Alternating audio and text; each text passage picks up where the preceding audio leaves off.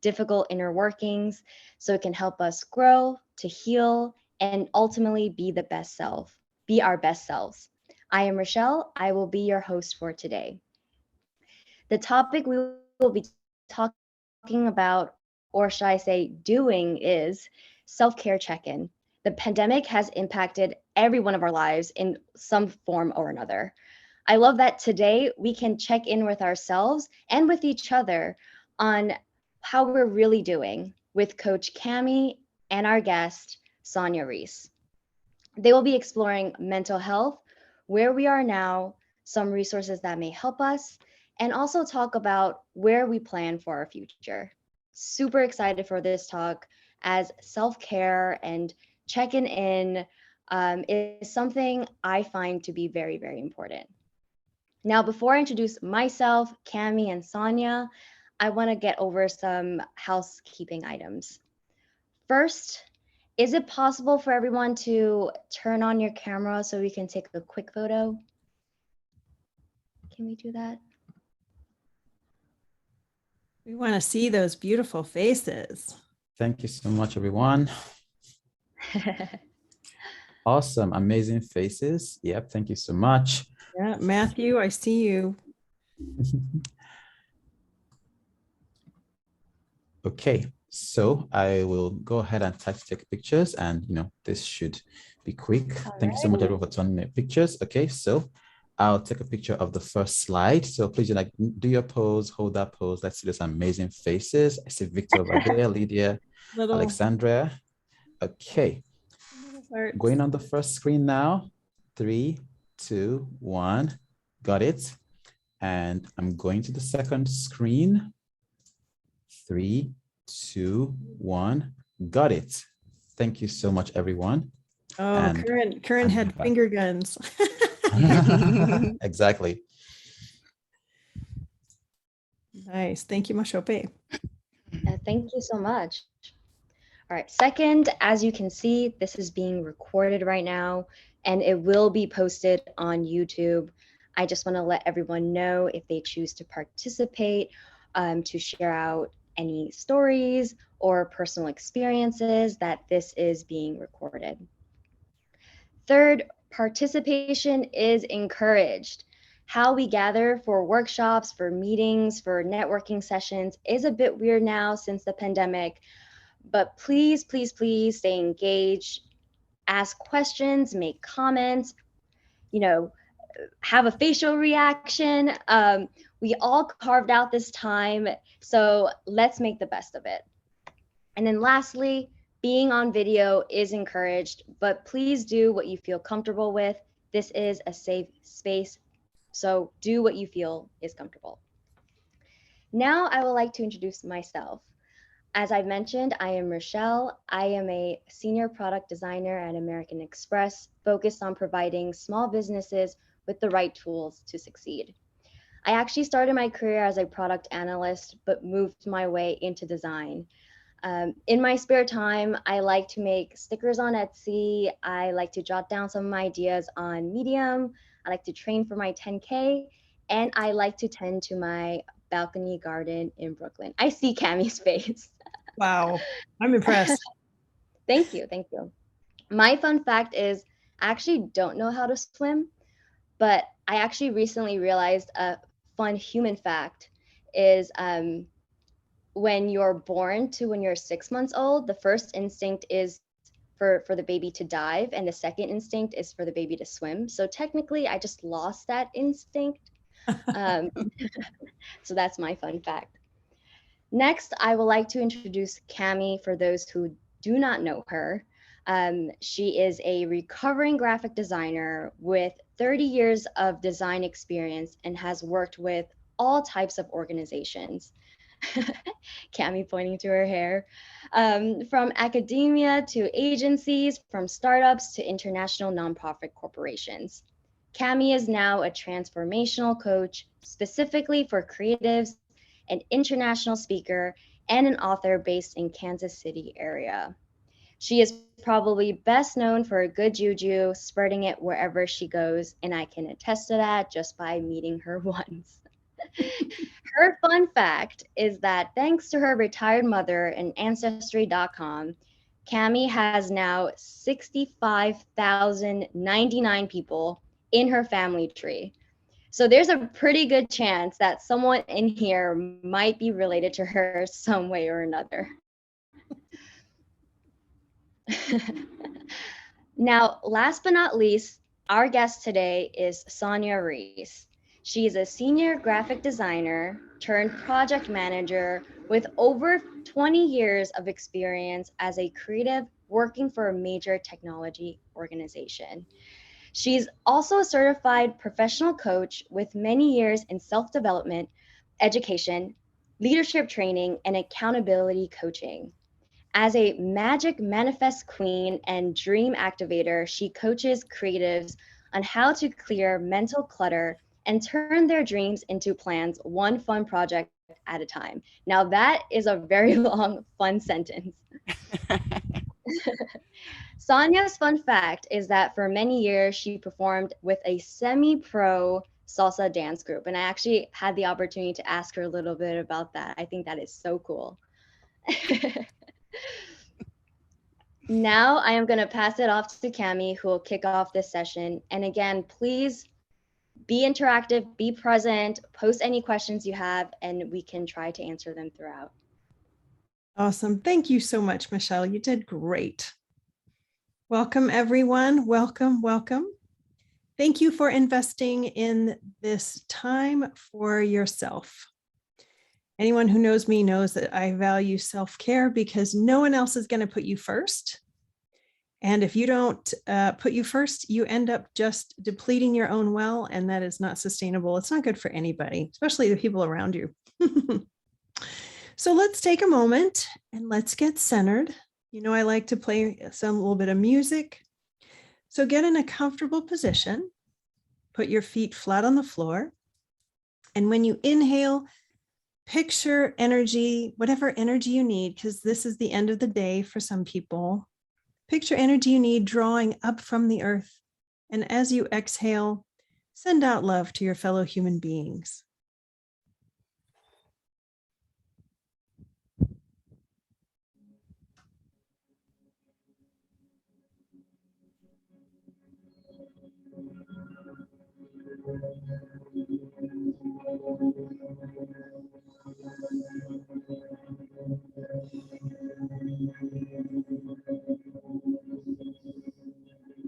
Breathe deep.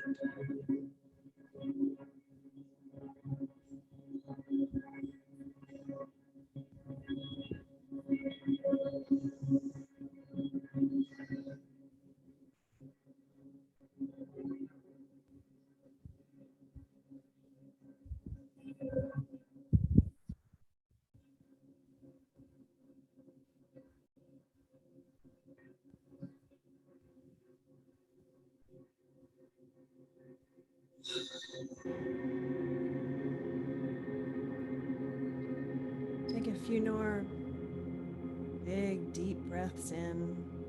Let the day just slough right off.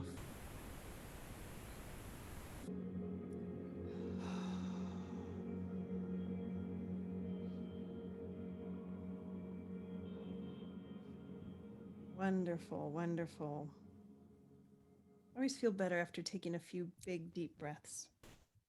Reminds my body it's still with us. All right, I would love your input. Let's just check in and think about, on a scale of 1 to 10, how are you feeling today? 10 being freaking amazing and 0 being, oh, just kill me now. 0 to 10. 8, 7, 4, 6, 3. Sean says 3, 6 and 3/8. 7, 5, 7. So all over the place. 1 and 8 simultaneously. Catherine, I understand. So, 10. Oh, Tanya, I want some of what you're drinking. Nice. So basically, all over the place. And throughout the week, we're anywhere from 0 to 10. There are moments where we want to just throw in the towel, and there are moments that we wish to expand because they're so amazing.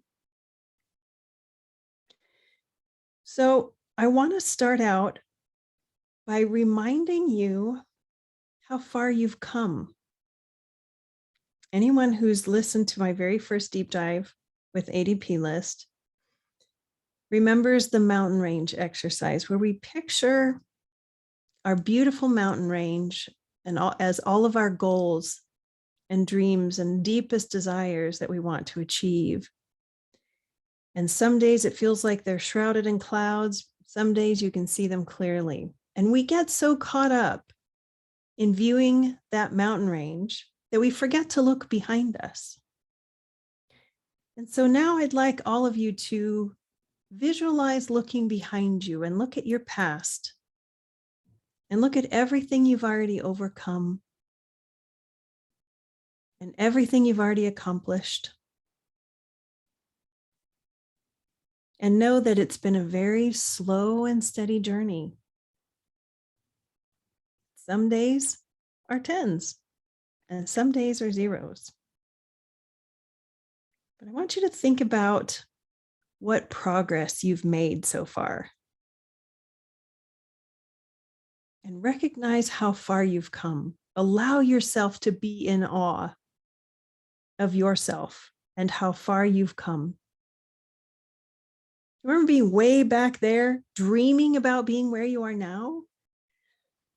But for most of us, we didn't stop and celebrate and think, yeah, I made it this far. We're so busy, focused on what's next, that we forget to celebrate. So when was the last time you celebrated a small victory? When was the last time you really patted yourself on the back? Sonya, I know you have thoughts about celebrating those small victories. What does that mean to you? Absolutely. Celebrating those small wins are like the gas that you need. You know, nobody has to tell you to put gas in your car. Nobody has to tell you to recharge your phone or your computer, or plug it in when it's getting low. But for some reason, we have to keep reminding ourselves to fuel ourselves up. And celebrating those wins are just like recharging your batteries. It's just like plugging in your phone. It's what keeps you going. It's the gas you need. So what you don't want to do is get to a point to where you've completely run out of gas.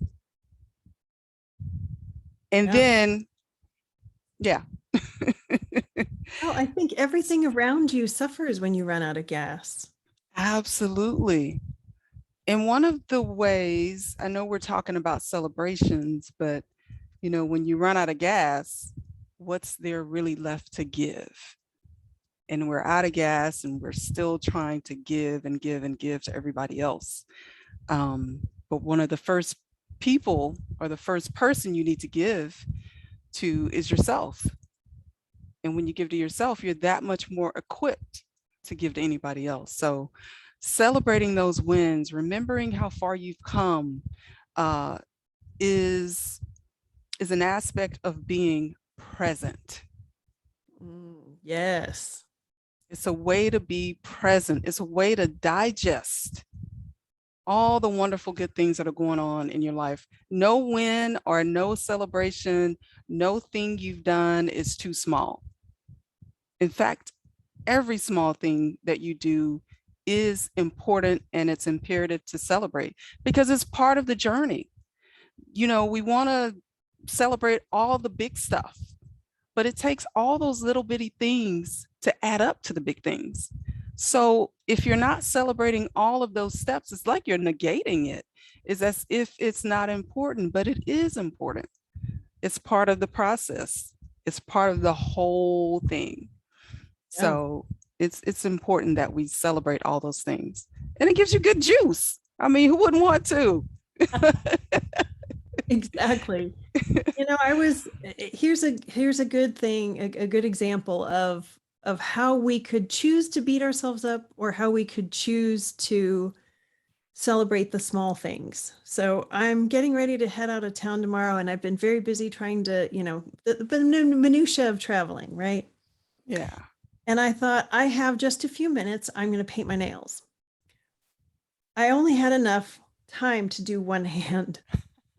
Now I could look at this and say, oh my God, I can't believe I didn't have enough time. I didn't do that. And that's looking at the situation from a scarcity mindset. I didn't do this hand. Yeah. But an abundance mindset says, I did this hand. I'm halfway there. And that to me is worth celebrating. Absolutely. So you may Absolutely. not have been able to clean the entire house, but you got the dishes done.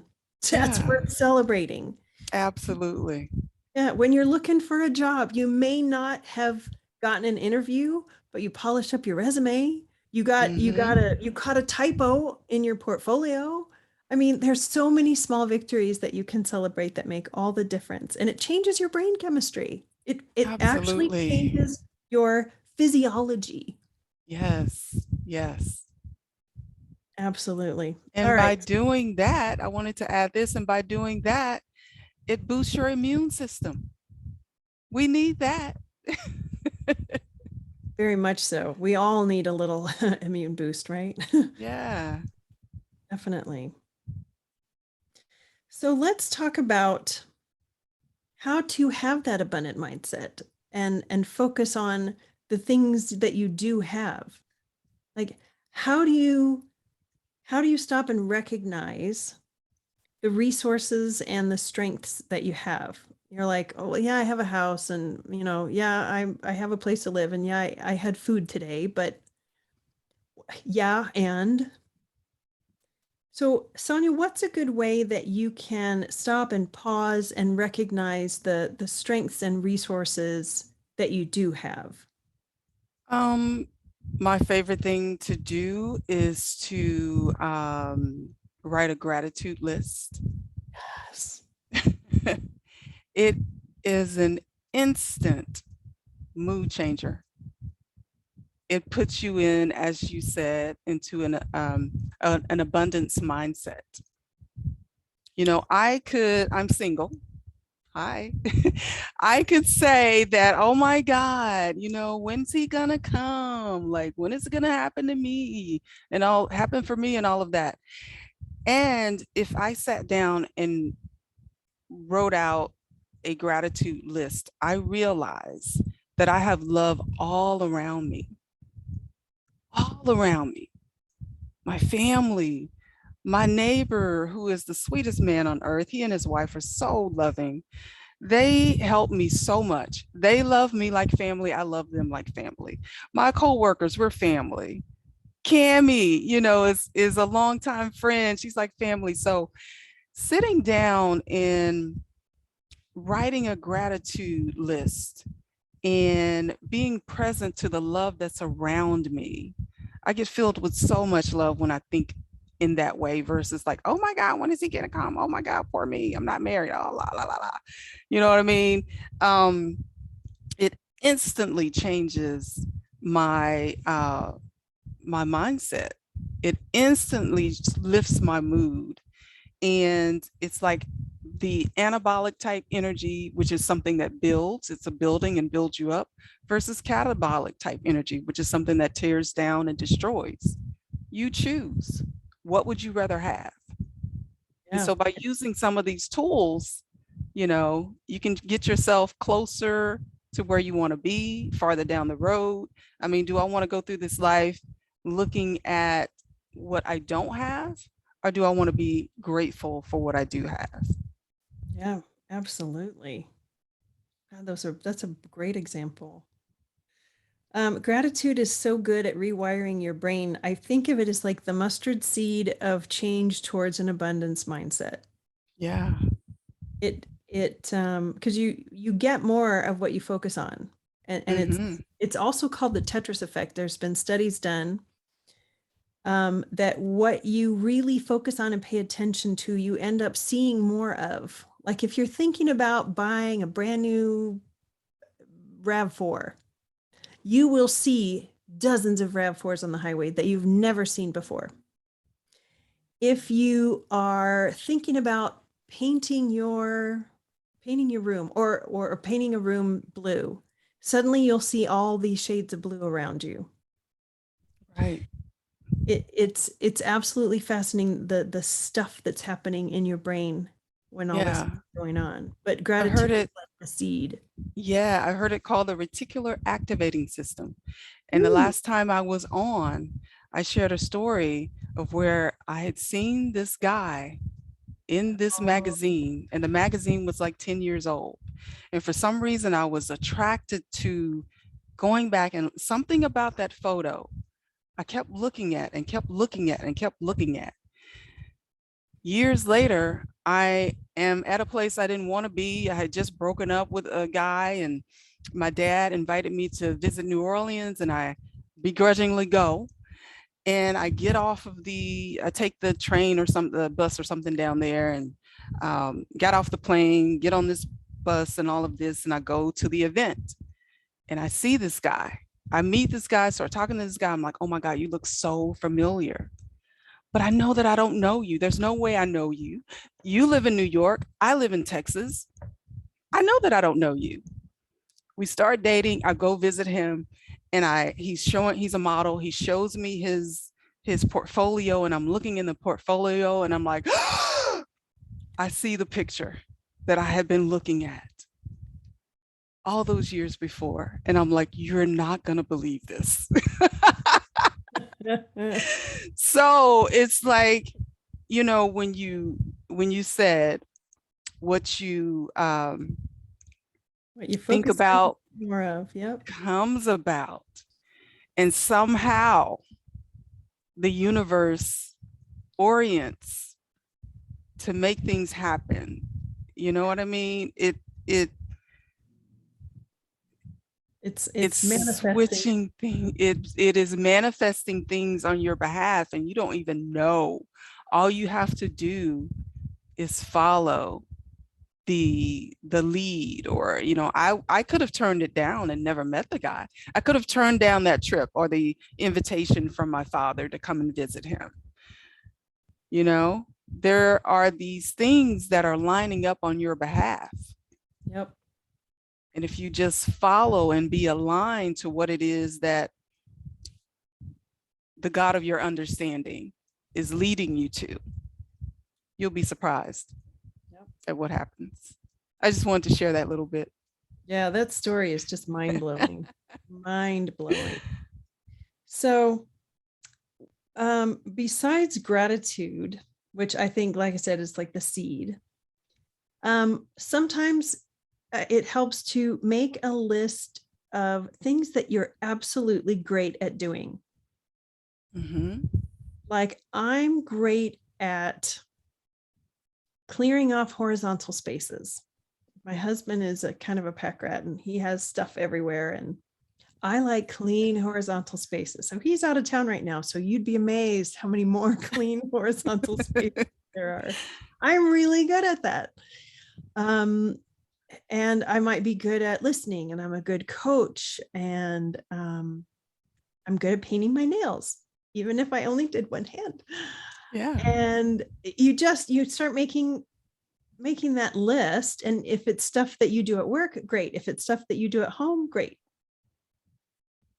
And when you look at that list, you realize you're not just your job title or your lack of a job title. Mm-hmm.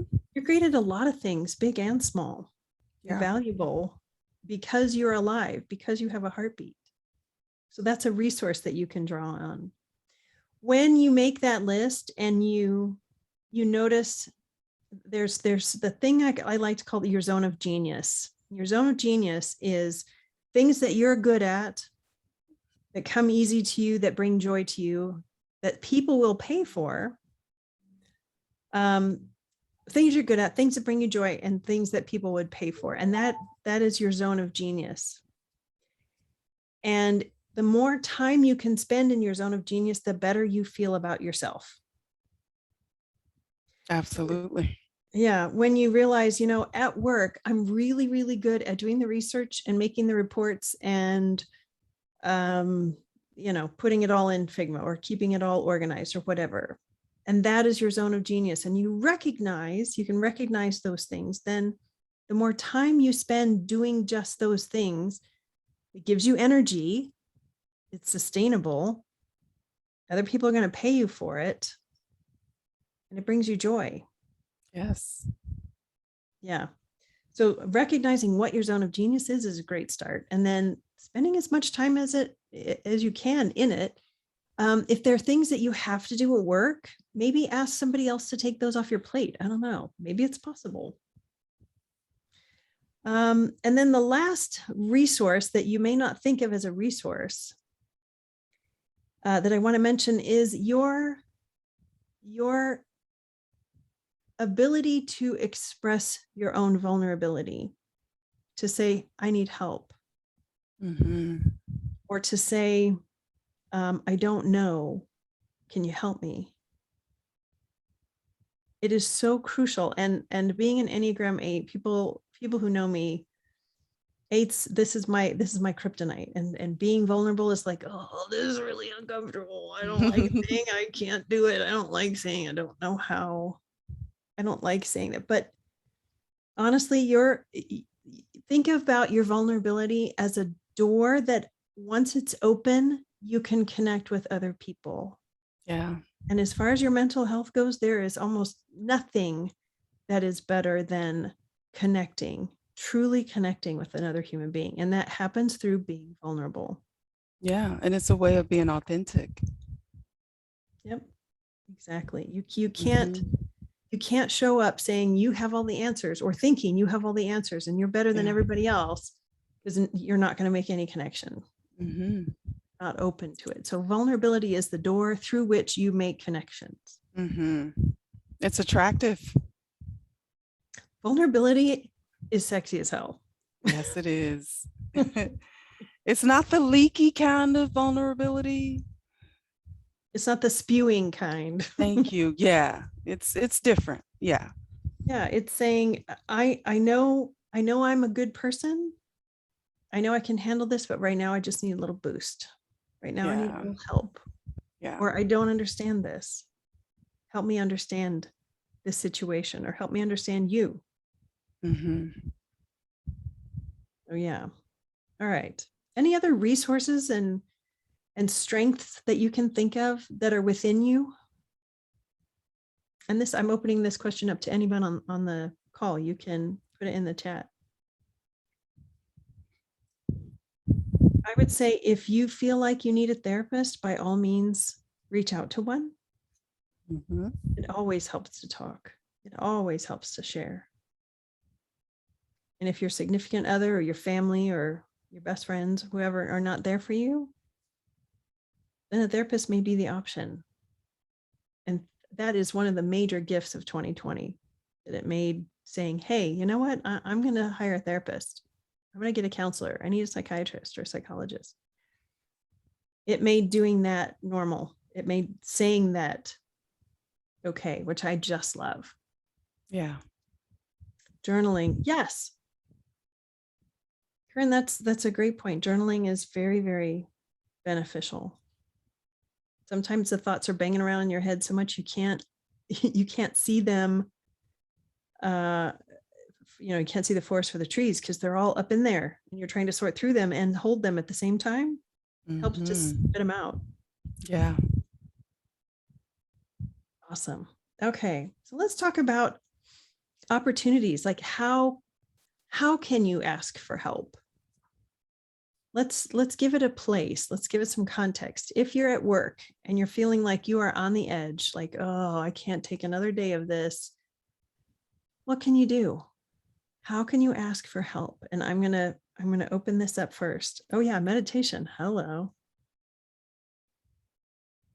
Meditation. Thank you for bringing that one up. Sonya, you want to jump in on there? What is the best way you can ask for? What is a way you can ask for help? at work? You can speak with a trusted coworker, someone who is trustworthy, first of all, and someone who is equipped to handle whatever information you're about to give. What that means is a lot of times people just don't have the space or bandwidth to take on what you may be ready to share with them. So you may have heard this term, hold space. And what that simply means is the person is able to hear you and empathize with you without trying to give you advice And to fix it. or fix it. Yes. Tell you what you need to do, or one up you with, hey, I got one better, but the ability to simply listen to you, hold space by hearing what you have to say and acknowledging without making you feel wrong, bad or wrong. So speaking with a coworker or maybe a manager, or if your company has a company coach or something like that that you can speak with, those are, I would say, some things that you can try out. Yeah, start small. Practice practice asking for help in small smaller situations. Like don't wait until you're on the absolute edge and you're ready to do something drastic. Yeah. Practice in smaller situations. Ask for the afternoon off instead of the entire day. Thank you, Sean. That's a great good one. Yeah. All right. And I had somebody ask me this just the other day. What if I'm too shy? What if I don't have the confidence to take care of myself or to ask for help? And matter of fact, I had another call this afternoon. Somebody said, I want this new situation, but I can't find the right job. And back to what we were saying earlier, what you focus on, you get more of. And if you're focusing on what you can't do, then that's what you'll get more of. So what do you really want to focus on? What is your desired outcome? And part of that is not just, I want the new job or a job, or I want this new situation. But more important is being able to picture your future self and how that feels. Yeah. Sonya, I think you have some insight into this one as well. Yeah. Picturing your future self and imagining what would your future self do in this situation? And how does your future self feel? And start aligning your present actions to that. Yeah. And if you can occupy the emotions of your future self, allow yourself to be present, to be happy, to be content, where you are now, you'll get to that destination, and we'll call that a destination. You'll get there faster because studies show that happiness precedes success. Yeah. Happiness always precedes, it comes before success. So how do you want to feel? And then check in with that future person. I have one of my clients is a musician, and he calls that future self stage guy, because he feels like that's the guy up on stage who is successful and he's doing his thing and he's confident. And he's like, yeah, that's stage guy. Yeah. So every day he checks in with stage guy. How does stage guy feel today? Ooh, stage guy is rocking it, literally. He's having a great time up on stage, and he's getting there faster. Love it. Yeah. And also it's like taking inspired action. You know, if your future self is someone who's confident, well, what would a confident person do? You know, who do you need to be a confident person? What actions do you need to take? What would a confident person do? And start taking inspired action towards that future self. I love that. What would a confident person do? Nice. Yeah. Nice. I got a question. What if you're facing burnout? Then what? Well, I think the first step in that is figure out what caused the burnout. Yeah. Is it because you're not taking care of yourself? Mm.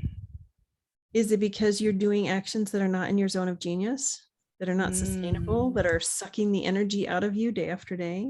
Are you taking time to refill? That refilling is so important. Yeah. What got you there to that place of burnout is not how you're going to get out of burnout. If you want a different life than what you're living right now, you have to do something different. Yeah. Oh, nice.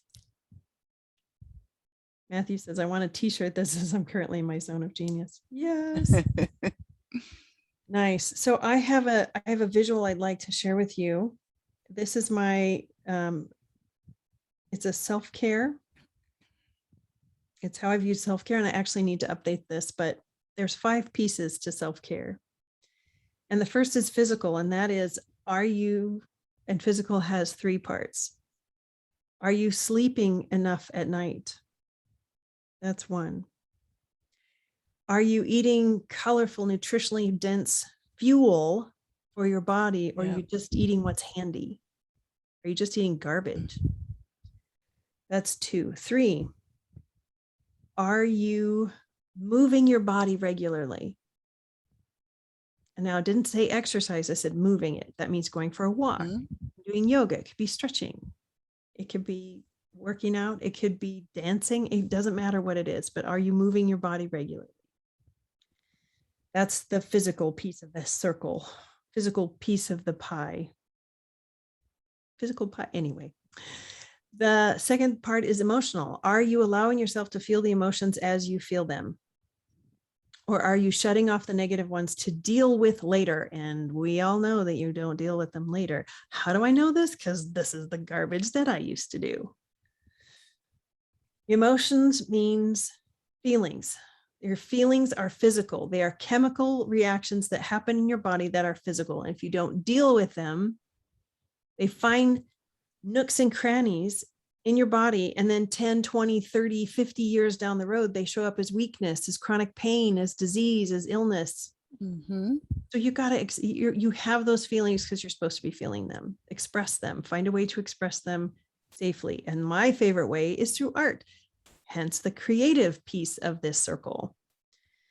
Creativity is not necessarily what you do at work, because creativity is the act of expressing whatever's on the inside and getting that out. It is not going in to create something that you have a very specific outcome in mind. That means you're allowing yourself to doodle or paint or dance or sing or draw or do whatever that expresses your inner landscape. The spiritual piece of this pie is whatever you think of as being spiritual. It's praying, it's meditating, it's stillness, it's going for a walk out in nature, or sitting on the grass out in nature, or just being still long enough to get familiar with your inner landscape. So often we are going so fast, like I was all day today, that I took about 5 minutes before this call and I meditated. I felt so much better. Ask Sonya, we were talking earlier and I was like, I needed to just be still. And that stillness is like your reset button. Make sure you make time for stillness in your life. Mental is, how are you talking to yourself? Are you talking to yourself like you talk to your best friend? Or are you talking to yourself like your worst enemy. And I want you to start talking to yourself like your best friend would. Talk to yourself like your dog would. Like, oh my God, you're amazing. I'm so glad you're here. I love you so much.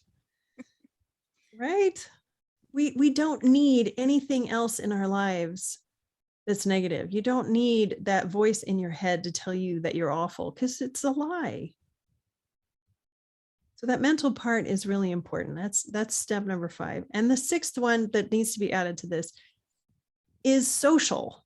We are social animals, and we need to be able to see ourselves reflected in other people. We need that interaction. We are social animals. And back when we lived in little communities, in our little villages, in our huts, we saw ourselves, we interacted with and saw ourselves in countless people during the day, in various stages on their journey. So not necessarily even our peers, but aunts and uncles and grannies and grandpas and cousins and peers and smaller children. And allow yourself, the way they see you is how you are, and all of those multifaceted ways. And since we don't have that, it's important for us to at least have a cabal, a group of people who adore us, who love spending time with us, that we can see ourselves reflected in them. We get a glimpse of what they see in us. And that social aspect is very important to our mental health, to self-care. And I think taking time once a week, a couple times a month, to just spend time with people who adore you is really, really good for you. If you're isolated, the prognosis isn't good. We are meant to be with people.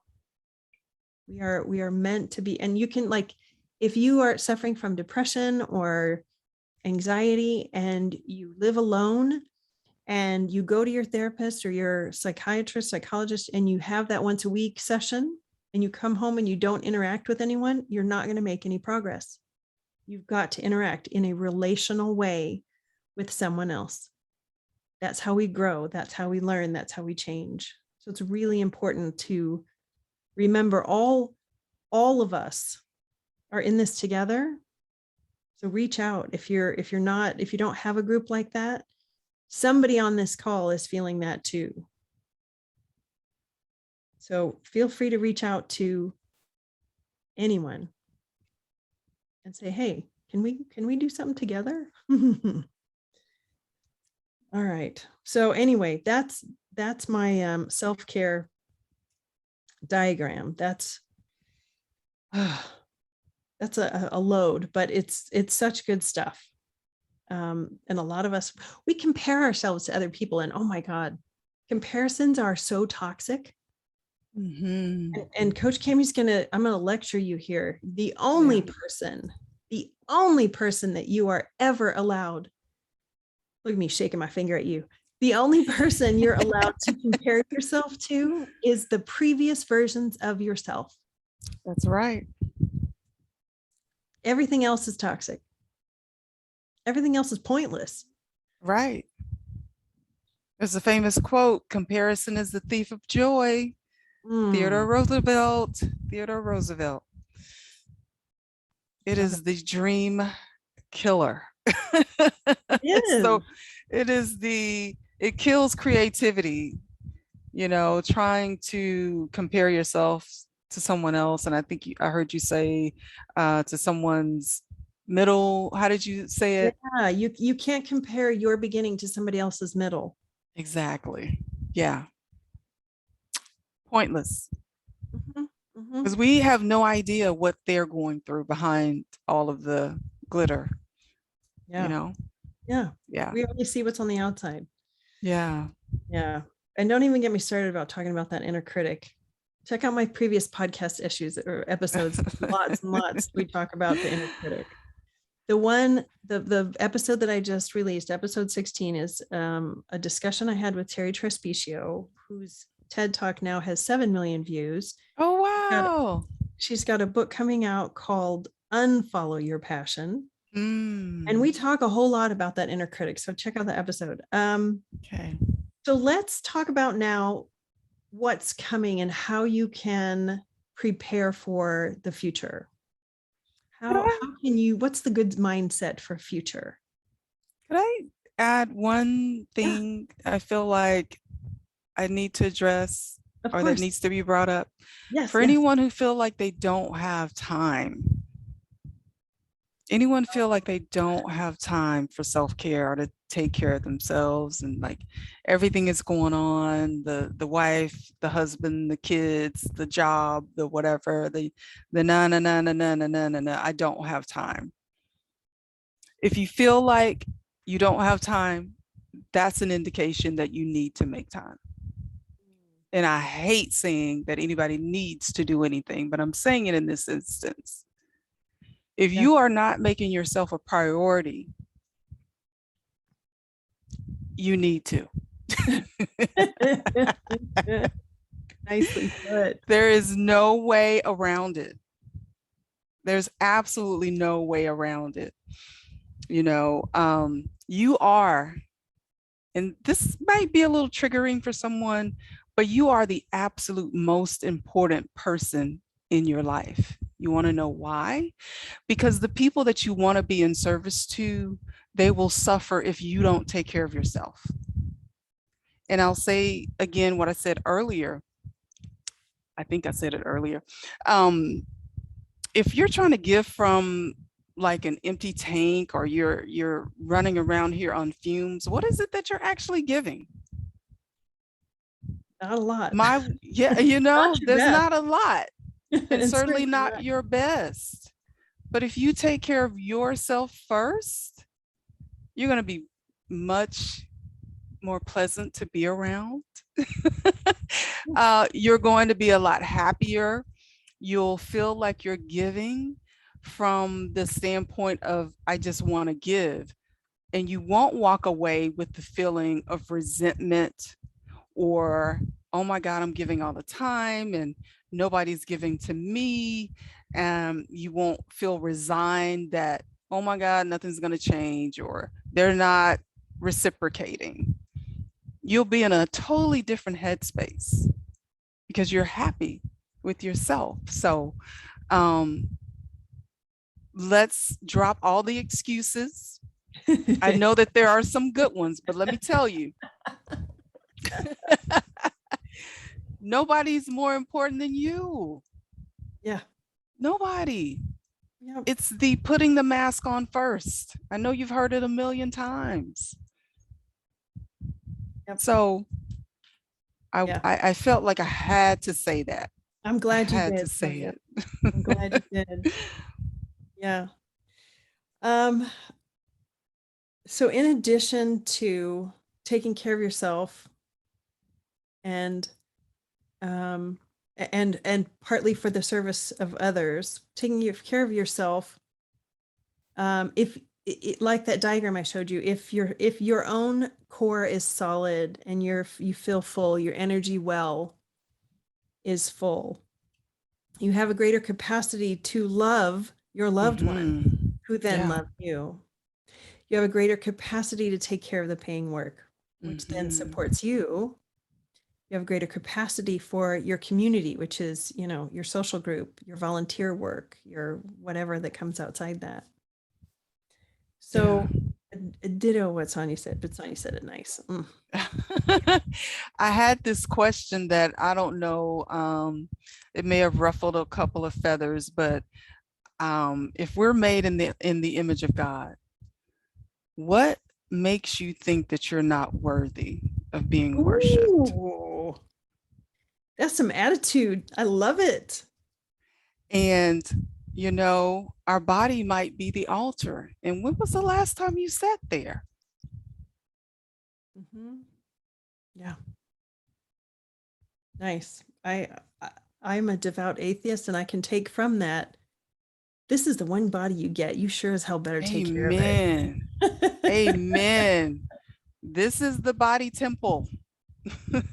You know, treat it with reverence. Yes. You know, yes. It's the only one you get, at least this time around. Absolutely. If you believe that. I mean, yeah, this is it. And those emotions that you're not expressing and that anger that you're holding on to and that resentment that you're harboring is all toxic to you. So if you want self-care, Yes. you need to start by, okay, let's observe what's happening up here. Let's observe what's happening in Yeah. the gray matter. And you're Mm-hmm. not your brain any more than you are your knees or your toes or anything else. So if those thoughts are coming up and you don't like them and they don't serve you, consciously choose to have different thoughts.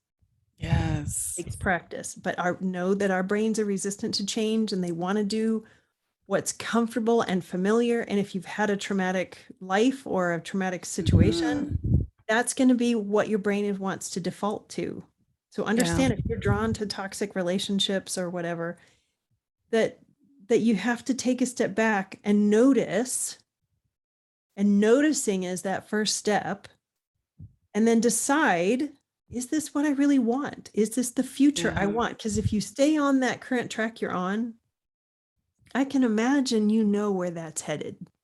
Yeah. Yeah. What kind of future are you committing to by your actions today? And that's a pretty deep question. So the things that you are committed to doing today is what's going to make your future self. Mm-hmm. And if you're committing to doing the same things you've always done, you're going to have the same life you've always had. And you're Yeah. going to be in the same state that you're in right now. So think about that carefully and decide, is this the future I want for myself? Yeah. And if I'd like to also add, if there's anything that's happened in the past, release it by forgiving yourself for whatever part you may have had in it. Yeah, even if it And wasn't your fault. exactly, exactly, Yeah. exactly. If you're, Releasing it, go ahead. and I was saying releasing it, forgiving yourself or that person, whatever that looks like for you. And just know that you are so deserving of so much love and so much grace and so much care and all of those good things. And you don't need to love yourself any less for what may have happened. Yeah. So Yeah. feel If you like, were, oh, go go ahead. ahead. No, go ahead. Go ahead. I did a lot of trauma research when I was working on my book. I finished writing my book in August. Yay. Thank you. So, and I don't know when it'll be out. Don't ask. Okay. Not yet. Okay. I'm turning it into a workbook and I'm about halfway through. Oh, But fabulous. if you're interested in going down the trauma rabbit hole, like, okay, yeah, my childhood was kind of rough, or was that actually trauma? There's two books. One is a little heavier, and it's called The Body Keeps the Score by Bessel van der Kolk. I have that right here. The Body Keeps the Score. I'm reading that book right now as we speak. Freaking amazing. It's a slog to get through. It's very clinical with lots of very scientific information about PTSD and trauma in general. A lighter one that takes like a 30,000-foot view, but that also includes the work that Bessel van der Kolk, Dr. van der Kolk, did and is doing, is this one. And it's called What Happened to You? And it's by Dr. Bruce Perry and Oprah Winfrey. Both very, very, very good books if you're at all interested in how trauma may have affected you and what to do about it. So those are awesome. All right, we're just about at the top of the hour. Sonya, is there anything else you would like to add? No, I don't think so. Well, I'll just say, if you don't do anything else this week, please take one moment to do at least one good thing for yourself, whatever that looks like for you. There's so many ways that you can exercise self-care. Just choose one, you know. Whether that's 5 minutes of staring at the ceiling or a bubble bath or Yeah, going for a walk or saying no to something. Amen. Yes. That's a huge piece of self-care there. Setting Yeah. some boundaries. Yeah. Mhm. It's okay to say no. It's okay to say no, thank you. Yeah. And even if the only thing you can do is just pay attention and be aware to what you need, that is also a form of self-care. Yeah. Nice. I did see someone's hand up earlier. I don't know if we want to ask Yeah. her. Let's open up for questions. We've got time. I think Catherine had a question earlier. I know, Catherine. Michelle, did you see any questions in the chat that we missed? We She's had a shaking her question. head no. We had a question about your podcast, Cami, but someone else was able to answer and provide the link. Oh, thank you. Awesome. Yep. If you just Google my name, I think I'm the only Cami Travis Groves on the planet. You'll find all the breadcrumb trails that lead to me. You can Google my name or my podcast or my name plus podcast, whatever. Yes, with 65,000 relatives. You forgot 99 of them. Yes, it's yeah, she's my mom is pretty amazing at getting all those in our family tree. All right, I would like to open up to questions. I would love to hear how you cope. I would like to hear how you self-care. You can unmute yourself or ask to be unmuted, and or you can write it in the chat. How do you self-care? Self-care being a verb now. Thanks, 2020. All right. Hey, Cami. Hi, who's talking? I can hear you, but I can't see you. It's Curran. Oh, Karen. Hi, sweetie. Hi. Good to see you again. Good to see you too. How was your summer? Good. I wrote a book. Well done. All right, let's hear how you self-care. I run and I work out, and I've been doing running since June. So when Michelle said she does the 10Ks and everything, I'm like, oh, we have a fellow runner. That's been great. I hadn't run in a while. Slogging through, like barely making to like 3 miles in like, I don't know, over half an hour. That was, now I'm like a little faster than me. 5 miles and 6 miles like every other day. My fast, like running's really helped to like clear out the mental gunk, but also like lifting as well, like so I get my body into shape. I don't know, probably a lot of other people could relate that like 2020 was probably hard on a lot of our bodies, and like, mentally, physically as well. So I like literally ran all that off, cut drinking out. I haven't had a drink in like since June. So that's been huge. Good for you. Like I've noticed that like that was a big one, was like I'm like self-medicating in like not proper, like not good ways, Not, so not cut out in the a drinking. sustainable way. Not sustainable. No, that's not sustainable at all. Not sustainable. So talking about boundaries earlier, like setting those boundaries, I got very comfortable saying no to that, because like I saw the improvements that it was giving me in my life, and to those around me as well. Like, so it's like I don't want that. I don't want Good that. for you. I don't smoke anymore as well. Weed, I had smoked a cigarette for years and years, but weed, another form of self-medication, I was abusing that to no end. And stopped that for longer than I've been stopped drinking. And that's only like improved my running, improved my ability to kind of like handle and cope with things as well. Good. So I would say just being active and getting yourself like just like the sweat it all out, which then goes, you want like that becomes addicting because that feels good. So then naturally you want to be able to perform again. So in order to do that, you need to fuel yourself properly, which then goes into eating well and eating balanced, like none of that crap No garbage balls. food, man. You want to have like real, you need to eat that rainbow, from the dark leafy greens to those purpley blue blueberries, like you got to Yes. eat that shit. Yes. Well, So that's how I do it.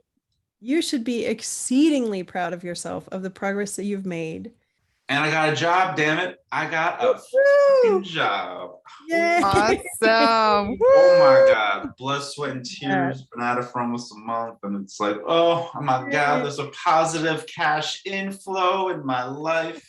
Yes. And I did celebrate. I bought myself some new, like a couple jackets, a sweater, bought some stuff to like eat as well, because I can cook. I was like, I'll buy myself some steak. I'm so glad. So like I'm on the come up, baby. I'm on the come up. I'm so happy for you. Yay. Awesome. Congratulations. Yes, let's give Kern a round of applause. That's fabulous. So, but I would say if anyone's trying to feel change, like trying to get some change in you, I would say, taking action is the biggest thing to do. And, there's many ways, forms of action you can take. What's worked for me is to get literally take action, is to act, is to move, is to be kinetic, so running, yeah, it's it's the oldest thing on mankind. We started to crawl, we started to walk, and what comes after walking? Running. It's just get out there and get some miles in there, because that'll gets you in your body and your breathing, but it helps your mind flush stuff out. And sorry, I'm like hogging the podium. I apologize, but if anyone's trying to make the change and get some miles on your legs, and then we'll see what happens after that. Absolutely. The point I want to drive home from what you said, Karen, is that exercise is the single most underprescribed antidepressant on the planet. And I'll say that again. Exercise and movement in general is the single most underprescribed antidepressant on the planet. It's so helpful in between my workout sets, in between of the exercises. I got music going on, and I find myself dancing, moving and grooving to all the stuff, and that helps to keep keep the spirits up too, so I can't go to the club right now, but I can dance in my in my room, and that's just as damn good. So awesome. Thank you for sharing, Karen. You're welcome. Thank you. So the Sonya knows about dancing and the power of the healing power of movement and dance. Yeah. All right. Are there any other questions? I was going to add that it's called somatic healing. If you look that up, SOMATIC, somatic healing, does wonders by moving energy through your body. It doesn't allow the energy, any negative energy, to get stuck. And when it gets stuck, it takes on a hard form, solid form. Calcifies And turns into things like tumors, cancers, things like that. So it is so important that we move our bodies and move that energy through and out. Through and out. And the only way out is through. That's right. All right, Michelle, were there any more questions? We have a few comments actually, and one question. Sean said, I chose to take Cami's foundations course, one of the best self-care steps I've taken. So kudos to you, Cami. Thank you, Sean. And also awesome for Sean for prioritizing self-care. Yes. Yay, Sean. Tanvi said, I have recently started having one day in a week as no phone day, and it really, really helps with distractions or getting overwhelmed by social media. That's awesome. That idea. Love that. Bravo. Catherine says, a quick thing, find something beautiful to look at, smell, hear, whatever works for at least a few minutes, and make sure it's something that is not a part of your job. I've been looking at historical costumes from 17th to 19th centuries. Oh, that's nice. wonderful. There's a You know, now that I think about it, there's a Facebook group that's like, it's something to do with Gustav Klimt, and they post pictures of Oh, stuff. And I love Gustav Klimt. I do too. My favorite is The There's, Kiss. oh yes. And there's like mid-century modern fashion, and you have these, I mean, there's all kinds of stuff like that. Like, thank you, Catherine. That's a great idea. Yeah, what you're doing is interrupting the flow of stuff. You have interoception and exteroception, and you're consciously hijacking your exteroception, the stuff that you get in from your eyes, your ears, your nose, your mouth, and saying these things are going to be good because I can control them. Love it, love it. And then we have a question from Matt. He wants to hear what Cami and Sonya think about NFL's campaign to destigmatize mental health, along with athletes excel with high-profile stars like Naomi Osaka and Simone Biles, prioritizing themselves over the media.